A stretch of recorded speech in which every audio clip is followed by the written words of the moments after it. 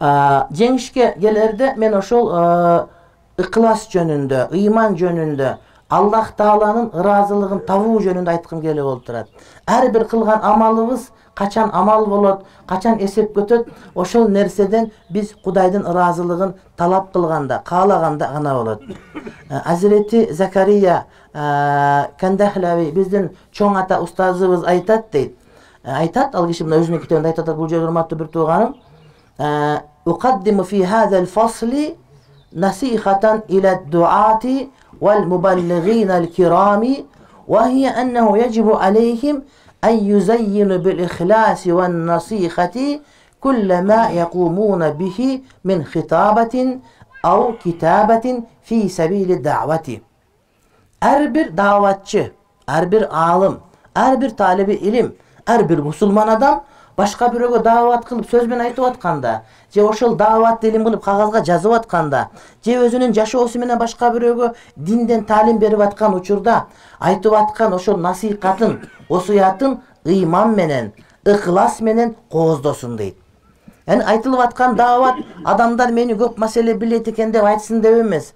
Же адамдардын назына чыгып, адамдардын бардыгы мени карап отурсун, жүзү мага бурулсун, мен төрдө отурайын деп эмес. Адамдардын бардыгы бул сөздү кыйын сүйлөйт экен деп айтсын деп эмес. Балким адамдар акыйкатка келип калса, акыйкатка жетип калса, мына ушулар дагы мусулман болуп, мусулманчылыктын акыйкатын билип, ошону менен бактылуу адамдардын катарына кошулуп калса деген үмүт менен, тилек менен, жакшы ыкылас менен айтуу керек болор экен. Чындыгында пайгамбарыбыздын бир осуяты бар. Бул осуят хадис имам Муслим риваят кылат. Пайгамбарыбыз алейхиссалам мындай дейт: "Инналлаха ла янзуру иля суwarikum wa amwalikum, walakin yanzuru ila qulubikum wa a'malikum."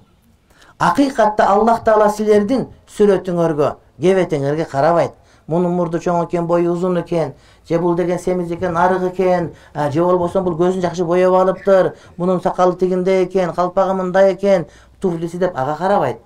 Вала ва амваликум, жана силердин мал дүнүйөңөргө да карабайт. Кудайдын астында сенин бай болгондугуң, же бир миллиардер болгондугуң, же жакыр кембагал болгондугуң мааниге эмес дейт. Валакин абирок янзуру иля кулубикум, силердин жүрөгүңөргө карайт. Силердин жүрөгүңөрдө эмне бар? Жүрөктө эмне катылган? Жүрөктө кандай сыр бар? Жүрөк эмне деп согуп турат? Мына ошол нерсеге карайт. Ва а'маликум, жана кылган амалыңарга, эткениңерге карайт дейт. Кудайдын астында биздин жүрөк, жүрөктөгү ыкылас жана амал этибар калынат. Ал жерге барганда биздин байлыгыбыз, кыйындыгыбыз, бир сүйлөгөндүгүбүз, же адамдардын астына кадыр барк өтпөйт экен, урматтуу бир тууганым. Ошон үчүн жүрөктөгү боло турган нерсе бул ыкылас, ошол ыкыласка урматтуу бир туугандар өтө бекем болушубуз керек.